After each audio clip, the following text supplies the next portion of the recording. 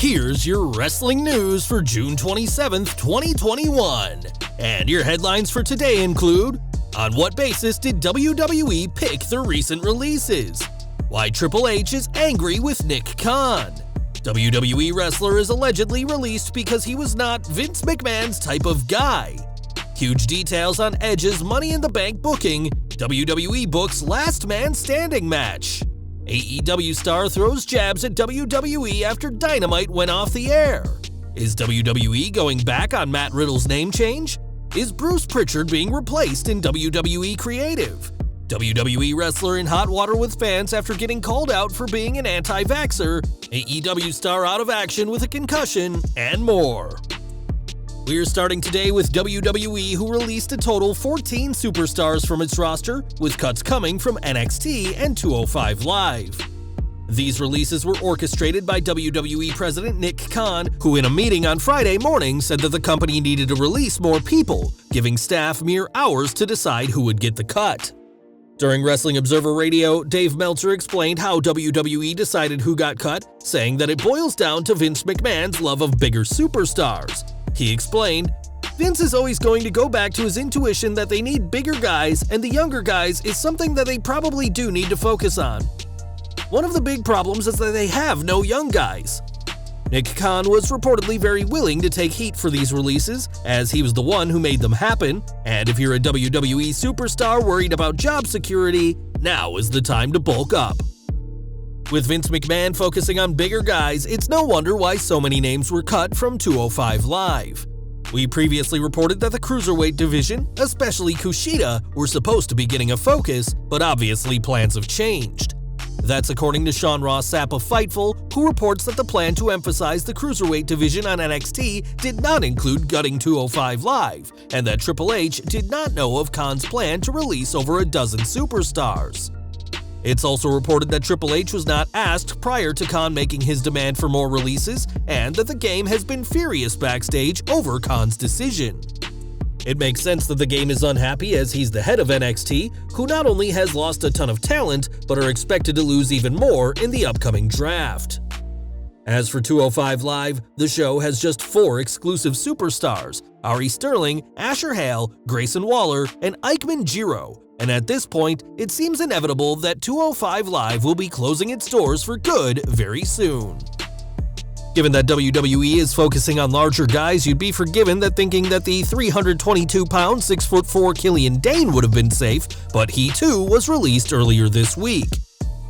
Dane certainly fits the bill of being a big guy, but as Meltzer explained on his radio show, the decision to cut the Irish superstar ultimately came down to Vince McMahon's preferences. That's not Vince's type of guy, and he had been through it, and I think that just obviously they didn't just think, we've got 300-pound guys, and I think they just didn't feel he was one that they were going to push. Not only was Dane not Vince's guy, but he'd also been with the company since 2016 and had never been given a major push as a singles competitor. Now Dane will have to find success elsewhere, something his wife Nikki Cross is confident he'll achieve, but that'll have to wait until after his 30-day non-compete clause expires. SmackDown news next as Edge returned to the Blue brand this week, his first appearance since WrestleMania 37, and has his sights set on the Tribal Chief. Given that Edge had already been announced for the July 16th show, which will mark the return of live fans to WWE, many people were shocked by Edge's return, but this was all part of WWE's plan. When Ringside News asked about Edge's return coming weeks earlier than announced, they were told that this wasn't a last-minute decision and has been the plan for a while now. That same source also confirmed that the plan for SummerSlam is still Edge vs. Seth Rollins, and that his return this week was simply to give fans a moment they were not expecting. In 2020, Edge signed a $3 million a year deal to work limited dates, a deal that WWE were happy to make to keep him away from AEW. This deal means he works at least 3 times a year and is scheduled to make 25 more appearances on WWE TV, but Ringside News' source has said that Edge will work more than 3 matches this year, including a Universal title match against Roman Reigns at Money in the Bank. Bringing Edge back is certainly a wise decision for WWE to make as they prepare to welcome fans back, and fans should expect plenty more of the Rated R superstar going forward. More from SmackDown as next week's show will see a huge match with bigger implications. It's been confirmed that Kevin Owens and Sami Zayn will face off next Friday in a last man standing match, and the winner will join Ricochet, John Morrison, Riddle, and Big E in the men's Money in the Bank ladder match. Over to AEW now, and last night's Saturday Night Dynamite saw Kenny Omega retain his AEW World title against Jungle Boy, though the show ended with Eddie Kingston and Penta chasing off Omega and his buddies. Once the dust had settled, Kingston got on the mic and thanked the live crowd for being there and cut a shoot on WWE, who he referred to as the competition. He said, "That's what I'm talking about, because the competition sometimes doesn't want to hear their fans. Oh, I guess I'm burning another bridge. Surprise! Ladies and gentlemen, AEW cares about their fans. Because we're not here just to get ourselves a paycheck. We're here every week, with you people, without you people, and we come out here and we bust our asses. We love professional wrestling." Kingston added that fans won't see legends be respected in WWE, nor will they see people like him and Penta, and they certainly won't see the heart that everybody in AEW has on the other channel. Fans at Dynamite were very pleased to hear what Kingston had to say, and now Kingston and Penta will turn their attention to the Young Bucks, who they have a non-title match against next week on Wednesday's show. Back to WWE now, and there's no shortage of superstars having their names changed, and Riddle is one of those superstars. Earlier this year, WWE dropped the Matt from Riddle's name, as WWE didn't want fans to discover the accusation made against him last year, and the company believed that fans just searching the name Riddle wouldn't lead them to this negative press. On this week's SmackDown, though, Michael Cole referred to the former US champion as Matt Riddle, an interesting call given that announcers generally say exactly what Vince McMahon wants them to say. Matt or no Matt, Riddle will be in this year's men's Money in the Bank ladder match, and after his full name was said twice on SmackDown, this could be the start of the original Bro getting his first name back. Now, Alberto Del Rio is one of wrestling's most controversial stars, as he has a court date on August 2nd following claims of kidnapping and assault, but the former WWE champion will be busy the night before. On Twitter, Del Rio let fans know that he is booking his own show that'll take place on August 1st at Monterrey, Nuevo León, Mexico. Currently, there's no ticket information yet, though Del Rio is no doubt planning on selling out the show center in Monterrey, though his upcoming court case could cause major problems with putting this show together. Back to WWE, and Bruce Prichard has a lot of power in WWE, overseeing Raw and SmackDown as the company's executive director, but fans thought that role had ended this week.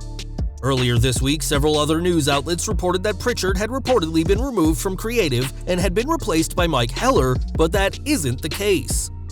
Ringside News has confirmed that Prichard has not been removed from any position he has backstage, and though some believed he was removed as head writer, that's a role he never had in the first place.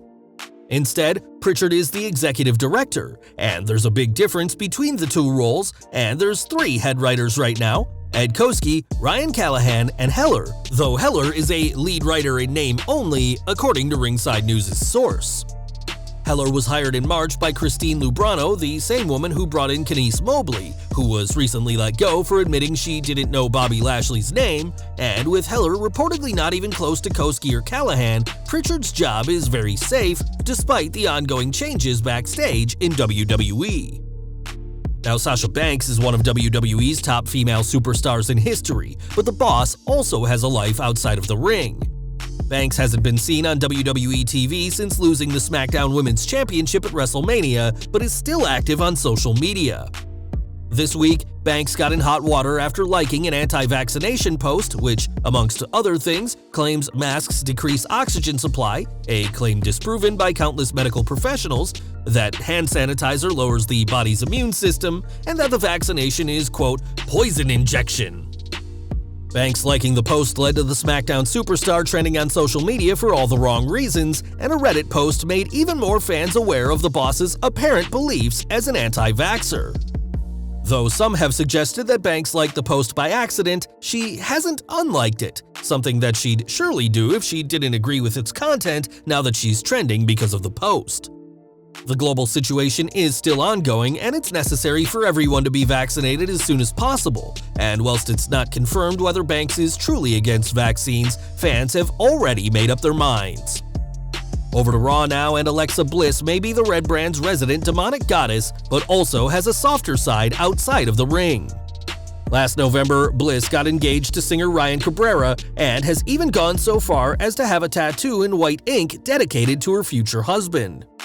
Bliss's new tattoo consists of a caricature of her fiancé, plus song lyrics written in his handwriting that he proposed to. The lyrics read, "The way you love me, just the way I am, like I deserve it."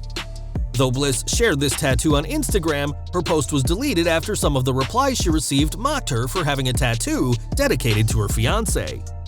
Obviously, it's Bliss's choice what ink makes her body, and while some fans may not like it, she's clearly ready to commit to her fiancé Ryan Cabrera. And we're ending with Joey Janela, who recently announced that he had to pull out of some wrestling dates but didn't specify the reason. Now we know why, as during a chat on the Wrestling Perspective podcast, Janela explained that he's dealing with a concussion and hopes to be cleared soon. Out of the ring, Janela recently made headlines by getting kicked out of a school board meeting for yelling about mask mandates, and we're hoping that he's cleared and back in the ring very soon. Well guys, that's our news for today. Please share your comments below.